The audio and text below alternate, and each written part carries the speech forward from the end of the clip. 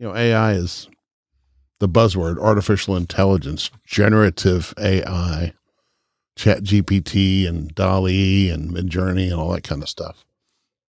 So, we've talked a lot on this show about collabs, different brands doing different things. Can I even think of one? Jimmy Kimmel Crocs, 7-Eleven Crocs, that kind of thing. So we've got there's a guy has come up with an app that you can make your own collab, and you can just play with them. He's got like 600 brands loaded up, so you can do like Arby's and Balenciaga.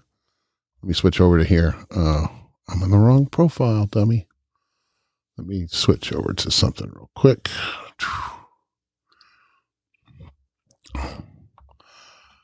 I found this on Ad Age.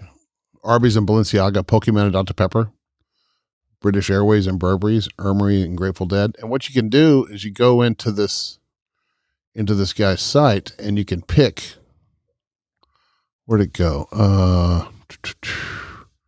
It's called brxnd.ai, but it's brxnd.ai. Come on, man. I had this. There it is. Copy this, go to this website. And what you do is you go in here and you can make your own collab, which is kind of cool. So you click on that and you pick brands. Like if you want to pick, for example, Band-Aids and Gatorade. I don't know. Try it. You enter your initials and you enter your email address. Here's the email address. And let's see. There's also, and there's a limited number of these you can do a day. So I just did this and it says they're out of collabs for today. You can buy some credits. So it's kind of funny if something you just want to play with. I don't know. But the examples they had, did they have some examples? Yeah. All like Reese's and Campbell's soup, Hershey's and Oshkosh B'gosh.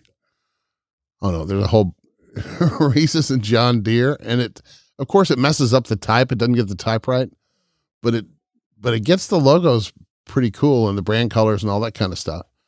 And some of these are just kind of out there. M&M's and Oscar Mayer. That doesn't really look like an Oscar Mayer thing. But anyway, what this thing uses is ChatGPT backend, I think, and what's the other thing? dall-e.